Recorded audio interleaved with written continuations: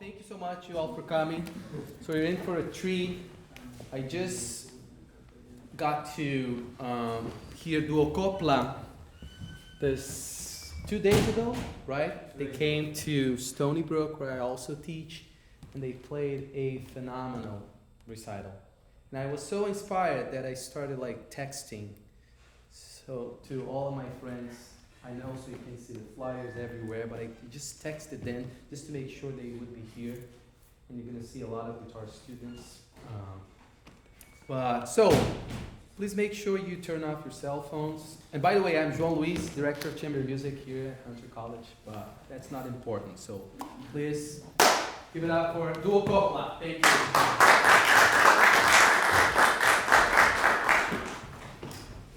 Hi everybody, thank you for being here. I'm José Maldonado and this is my friend Ernesto. I live here in New York City and I teach also in a CUNY school at John Jay College. And Ernesto came all the way from Puerto Rico. He arrived on Friday. We were playing a concert on Saturday, pretty much, right? So we've been playing this repertoire for a while now. We really love it. And it is a journey from the 19th century to the 20th century, a little bit of 21st century music from Puerto Rico.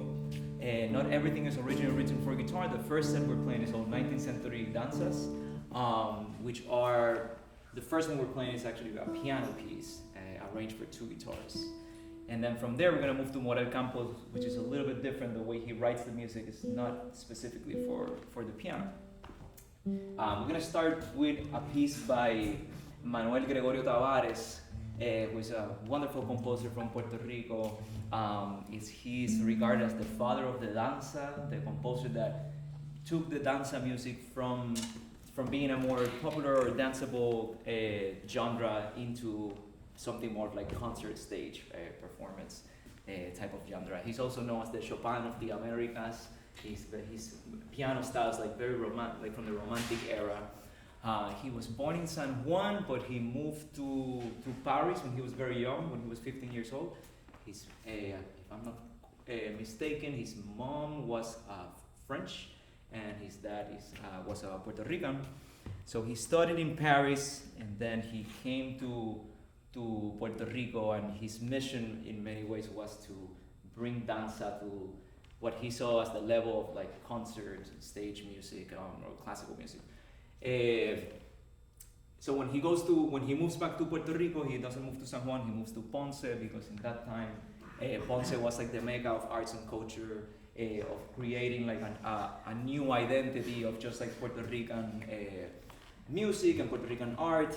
And we'll talk more in detail about what danza means for us, at least.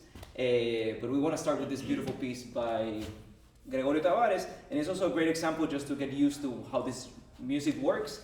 The beginning of the piece has this introduction that we call paseo, and the word paseo means just from stroll, because when this music was meant to be danced to, this is the moment where you would walk with your partner across the dance floor before the music started, right, the danceable part.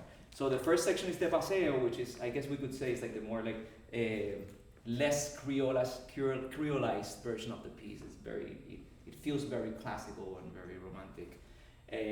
And from there we move to different sections that we call merengues. And yes, this is the same merengue from República Dominicana, and eventually this evolves into that. You might not feel like standing up and dancing in this merengue, but it has those roots. So this is Margarita, which is one of the most famous pieces by Tavares.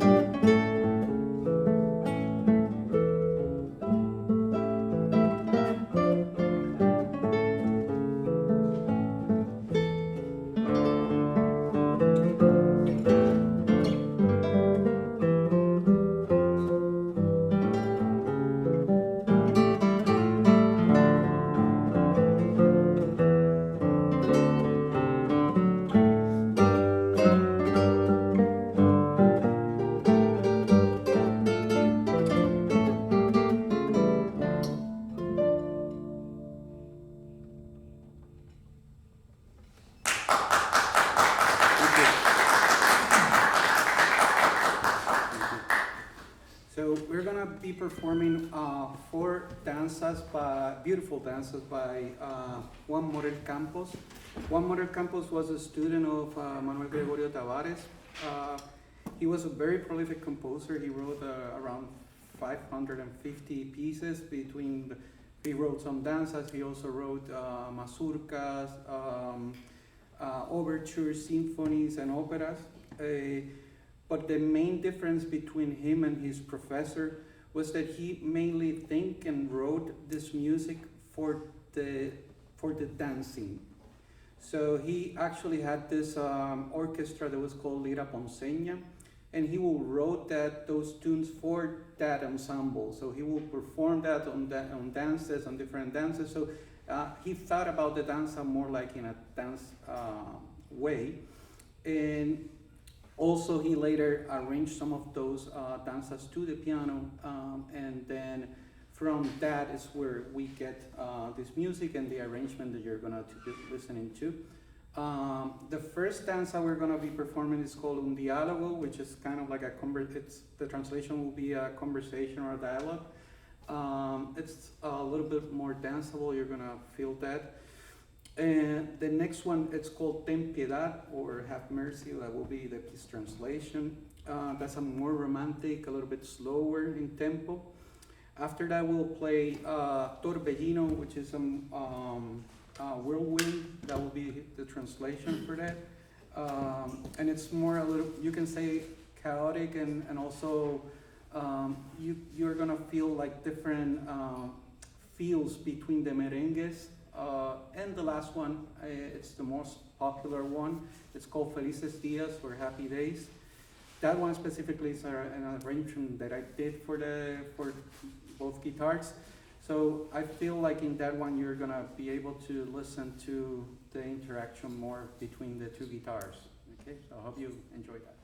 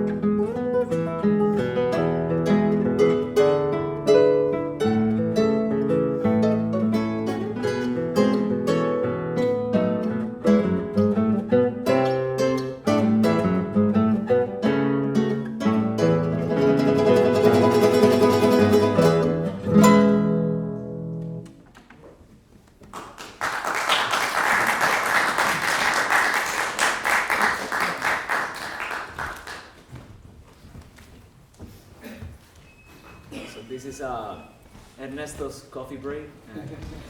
He leaves me alone here.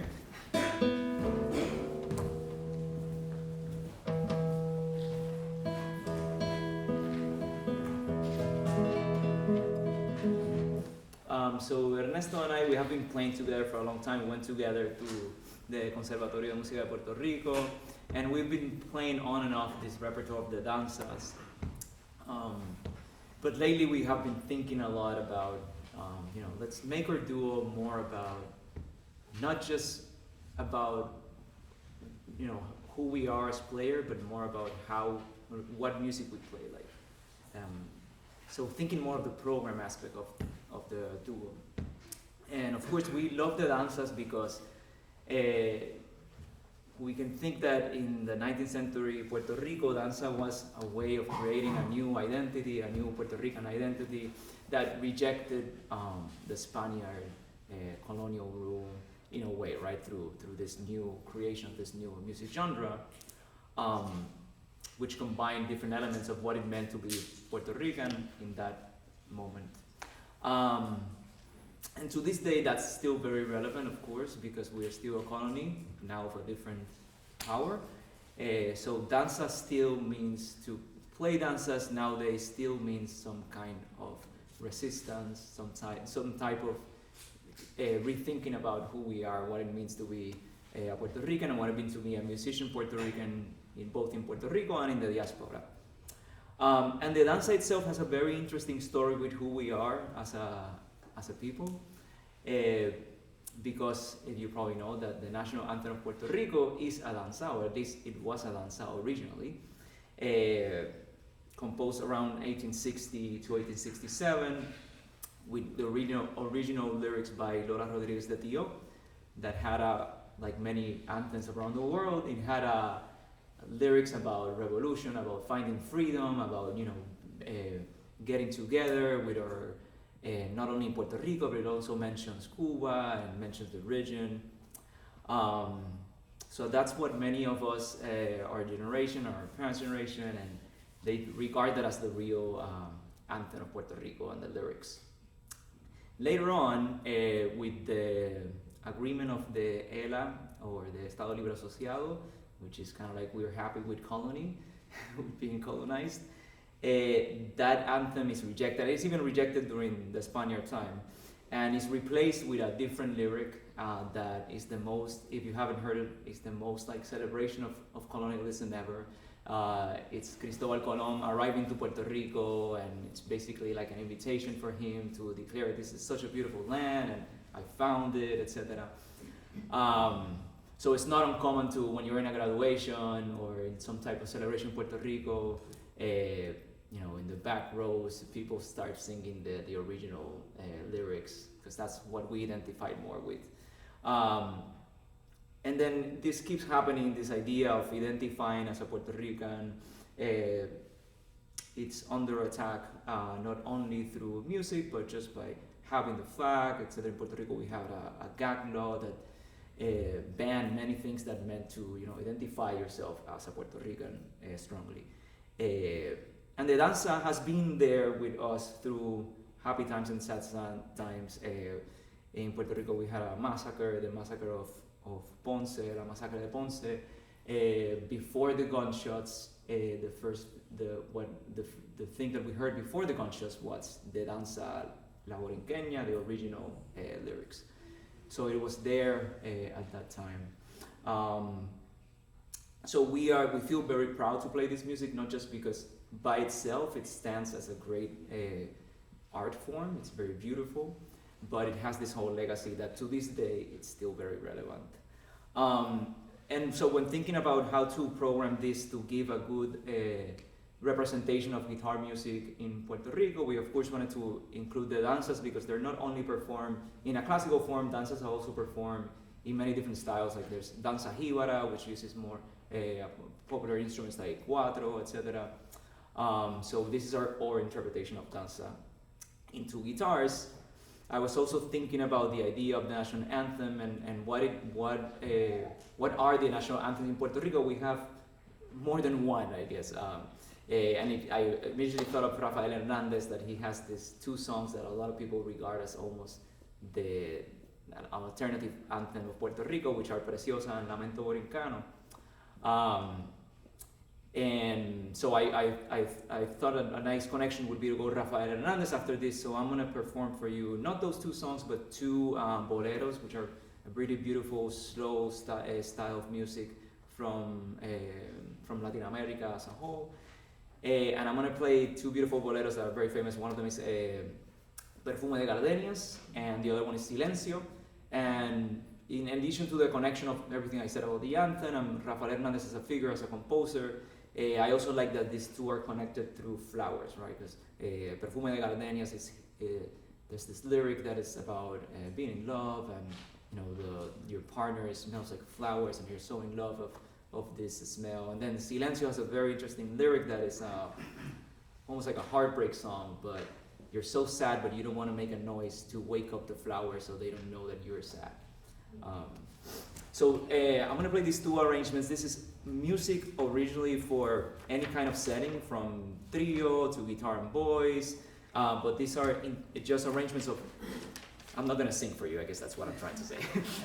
It's just instrumental arrangements. And I'm going to connect that with, at the end, to pass the patient to our next chapter, or our next part of the concert that is more focused on guitar composers. After these two songs, I'm going to play a composition by Juan Sorrocha that is called Canción. And this one, from its inception, it was just a guitar piece, but not just the title, but as you will hear, it really evokes like lyrics. It's almost like a song without words. So I'm going to start with Perfume de Gardenias.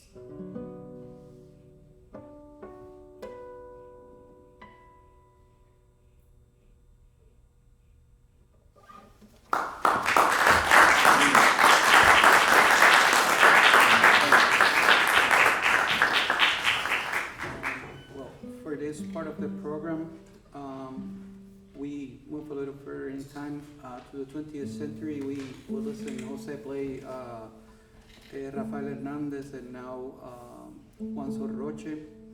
So this is kind of like one of the most important parts of the program for us because it involves directly our instrument, which is the guitar. The next three composers that we're going to be performing music are Leonardo Gúrbida, Ernesto Cordero, and Juan Sorroche. You heard Jose play Canción by him. This group of guitarists, and actually the two arrangements you did were by Jose Rodriguez Alvira, right, yeah. which is also a guitarist from Puerto Rico. It was younger than that generation, but this is the first generation of guitarist composers in the island, and to talk about their contribution not only to music in the island but also to the guitar contribution of making music for the guitar. We could not talk about that without mentioning three elements. Those three elements are, first will be Jorge Rubiano. Jorge Rubiano was a multi-instrumentalist player, guitarist, also mandolinist. He was from Colombia and he moved to Puerto Rico, immigrated to Puerto Rico in 1990s. And he formed the Rondalla de Puerto Rico, which was a pluck string orchestra that toured around the island. And these three guitarists that I mentioned before and composers, they all were part of that orchestra, and it wasn't only an orchestra, it was also kind of like an institution of education and how to play the pluck instruments in the island. So that was very important in the later development of the instrument and of this professor and guitarist. The other element I find important is to mention is the Divetco, which was a division that was created under the Popular Democratic Party. The main creator, or it was a tribute to Luis Muñoz Marin. It was a tribute to him, the creation of this program. And this program envisioned to try to educate the people through films that were made in the island. And actually all of these composers that we are going to be playing music from, they also participate in one way or another in those productions. For example, if you know Jack Delano, he was actually the director of the film department of that program later on. And the third element, and this is very important for us guitarists, the guitarists are here, is the figure of Andres Segovia, of course. The impression he made in a lot of guitarists around the world was very, very important, and also for these young guitarists. So they were all into playing the guitar, and not only playing the guitar, but playing the guitar like Segovia did. Later on, we're going to be performing, especially now, we're going to perform two dances by Leonardo Gúrbida. Leonardo Gúrbida was actually my guitar teacher at the conservatory.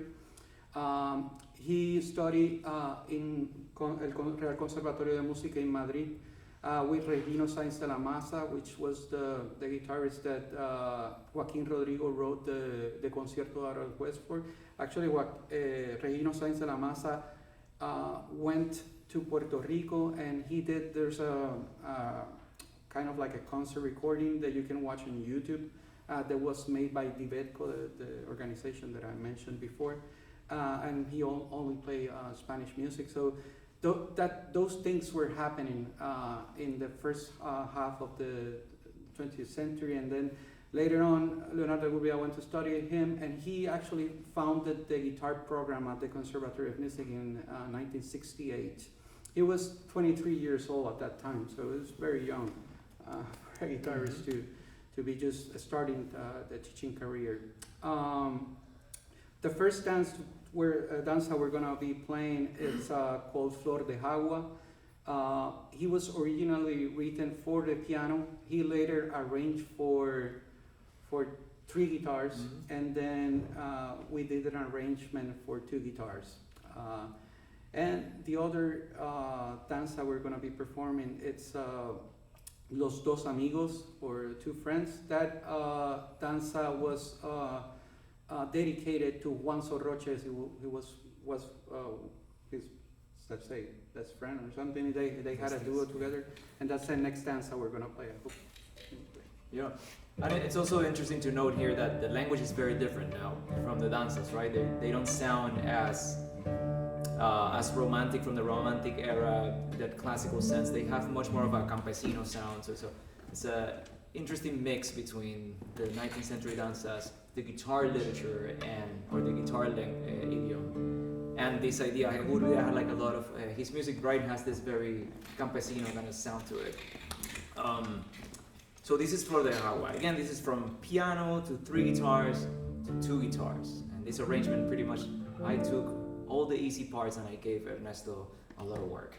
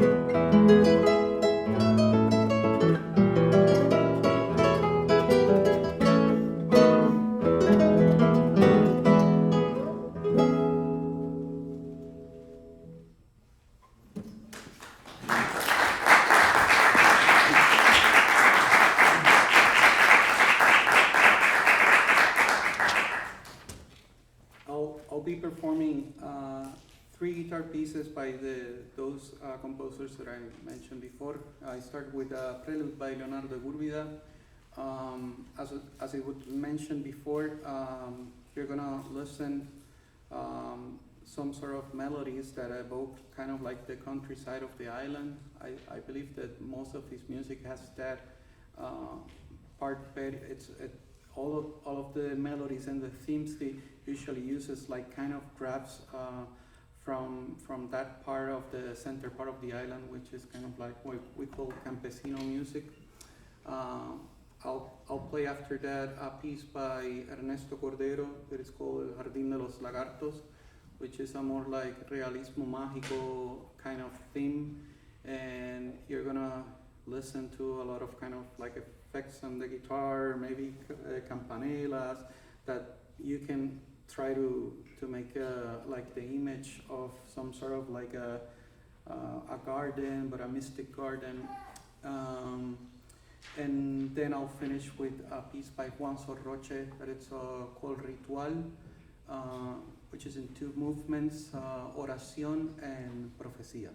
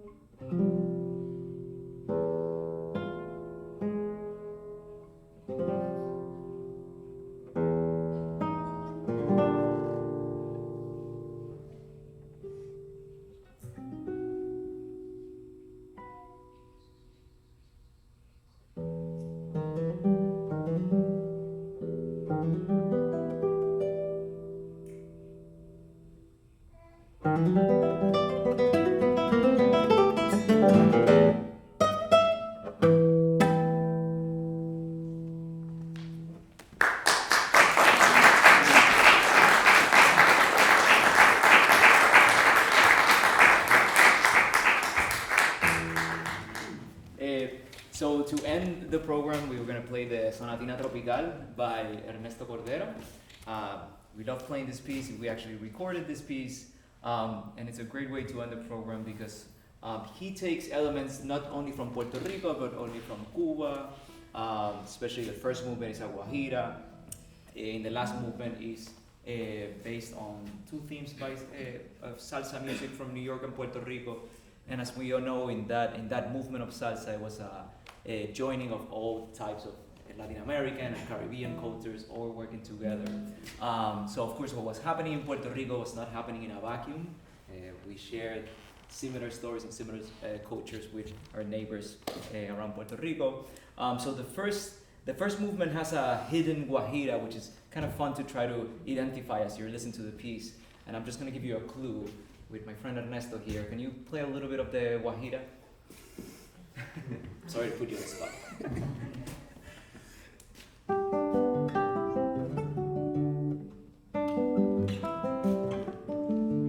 Right.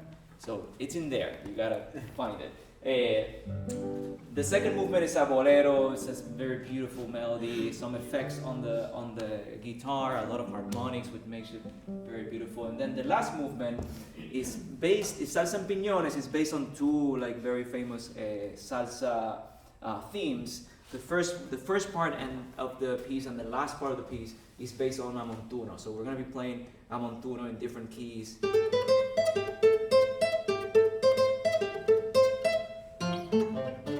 All over the guitar. So he plays a lot with that, which is great. And then the second movement is strongly based on El Ratón, a song by Cheo Feliciano. Do you mind playing that?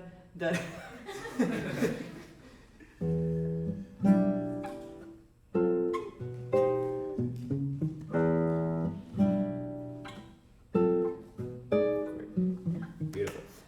So Ernesto Cordero uses this part of the piece, it's like a middle section, to write in an improvisation for both guitars. So it sounds like we're improvising, but it's actually Ernesto Cordero. He wrote it in. It imitates, in my opinion, like a piano kind of solo for both.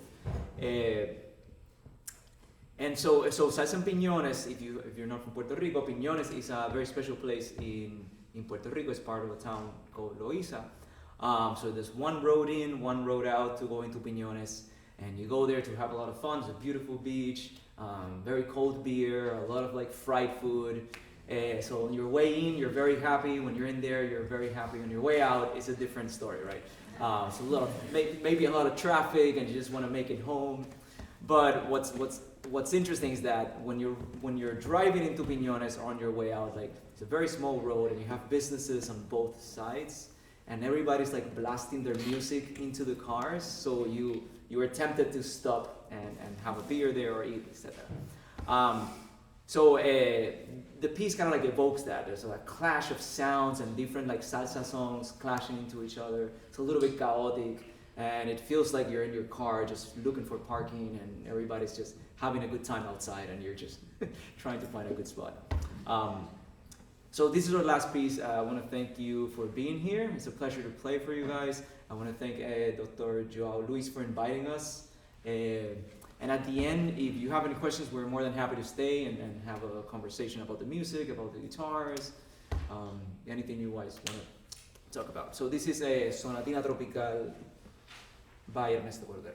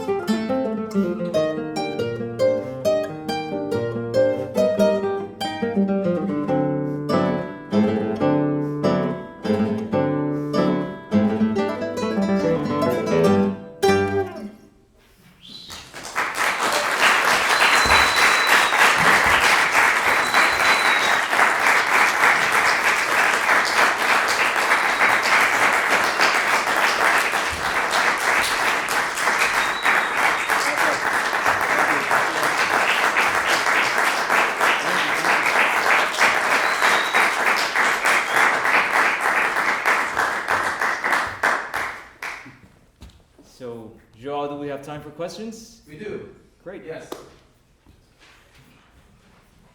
So, yeah, any questions we're happy to address. We have a lot of students, and I'm sure we have a lot of Puerto Ricans too. So you have a question? How do you do it so fast? Well, you know, first I go very, very, very slow, but like very slow, and then little by little. And that's not really that fast, actually. Yes. I've noticed that he was pressing on a pedal every now and then. Uh-huh. What does that do? What's his function? That's a new thing. It's just to pass the pages through the iPad. So it's kind of like a Bluetooth thing, just to pass the pages. Basically, he's avoiding this mess that I have here of all the music down there. But it's also a mess, so I'm still figuring it out. Yes. Oh, I forget which one of the pieces, but you were saying that it had sort of like magical realism. Mm-hmm. And I mean, I think everybody knows about that in literature, but when you hear that in guitar, like, what does it refer to? Yeah, actually that's the way I feel about a piece, because it's difficult. It's not like the other pieces where it's very clear where you get like the melody and you kind of like get the phrases, but with that piece particularly, I feel like it's a little bit more magic to it. Like he's not trying to just write a melody, it's more like he's trying to create a landscape. And those different landscapes that he uses, for example, the beginning is, that just makes some sort of kind of like a landscape for the music or the guitar just to resonates a little bit better. And then later he moves to this theme.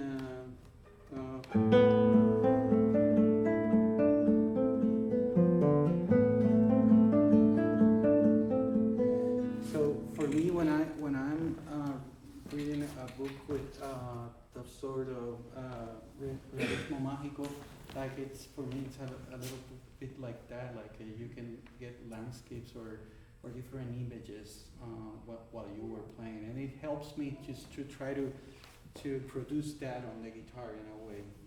That's what I feel about it. And I think that the title also kind of like points in that direction because it's called Jardín de los Lagartos, right? Like the garden of the lizards. But it's not clear if it's a garden that's full of lizards or there's actually lizards taking care of the garden, right? So, and through the music, you have to make sense of that title. Like, how can I create this picture? I have Yes. a simple question. Oh, yeah. Go ahead. What was the main challenge of making a composition out of 3 guitars to the Yeah, the arrangement, yeah. Well, arrangement? right, so the third guitar in this case was already pretty simple because I would be that did this arrangement for students, for 3 of his students to play this this danza. But the challenge is like how do you keep the integrity of like guitar 1 has the melody, but there's a conversation directly with guitar 2 and 3. So what do I take out of that guitar 3? Basically, my idea was to eliminate guitar 3 and bring it up to guitar 2 and guitar 1. And it was challenging because I said it as a joke, but his part is actually very challenging because to maintain the melody, like the integrity of the melody, I couldn't bring a lot of stuff to guitar 1. I had to almost keep it almost the same. But it's also the way it's composed. It's linear. So you have in the 3 guitars you have melodies, like each one kind of like responding to each other. So if we had, for example, like more harmony and melody, it's a little bit easier just to try to figure it out, some harmony just to accompany him. But it's not like that. My part also have like some sort of like a contrapuntal texture to it. So I'll have to make sure to get those lines in, but also trying to maintain the rhythm of the danza. So yeah, it's a little bit hard for myself to try just to keep up with what he's doing. And then his melody is a little bit more open. So we needed to make it fast in order not to lose like Yeah, the connection of the melody, right? connection of Yeah. the melody, so that makes it a little bit harder as well. I have a question. Yes, Joao, please. So we're in a music school and we have a lot of guitars here. We do chamber music, we play together. Sometimes we form like a couple of guitar ensembles, duets, like trios, quartets. And I wonder if you guys could share a little bit about your rehearsal process. Mm. You guys you live in different places. How do you guys make it work? Yeah, it's very interesting, very challenging. Well, it helps a lot that we know each other for a long time, and we have done this while living both in New York or while living both in Puerto Rico some time ago.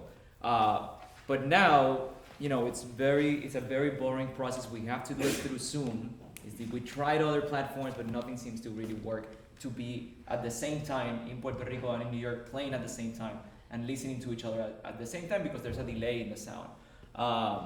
So the way we do it is, it's horrible. We hate it, but it involves the metronome. We have to have a metronome, because if there's any disconnection in the internet or any lag, it just doesn't work. So one of us is muted. One of us is not hearing anything, just playing with the metronome, while the other person on the other side is hearing. And then we switch. So we basically, a rehearsal takes like 2 hours, because we have to play everything twice. And it's like we can't really work with the musicality a lot in our rehearsals until he or I travel and we're together. So it's really about just maintaining the repertoire in good place, maintaining the rhythms, discussing maybe a few ideas of musicality, but that work is done more in person. Yeah, and it's when we got together, then the real rehearsal starts. Like, it's a lot of, obviously, you can imagine, like playing a lot just to try to make all the 2 guitars and all the rubatos we would like to do here and there. Yeah, so that's the hard part, I think, because the other it's kind of boring, but you go through it because you have the metronome. You put it a little bit slower if you need to. But when we get together, then the real thing start happening. Right, yeah. Like, and it takes time, yeah. We all know, right? But when you're together, you also practice. You also use a metronome. Rarely. Rarely, but we have done it. We have done it, yeah. Like for this one, Salsa and Piñones, I remember at the beginning, like getting, understanding better that improvisation part, how, it sounds like it's very free and you're just feeling it, but it takes a lot of work to match what's happening on, when we're switching parts, the improvisation part versus the accompaniment. And we definitely did metronome stuff with that, yeah.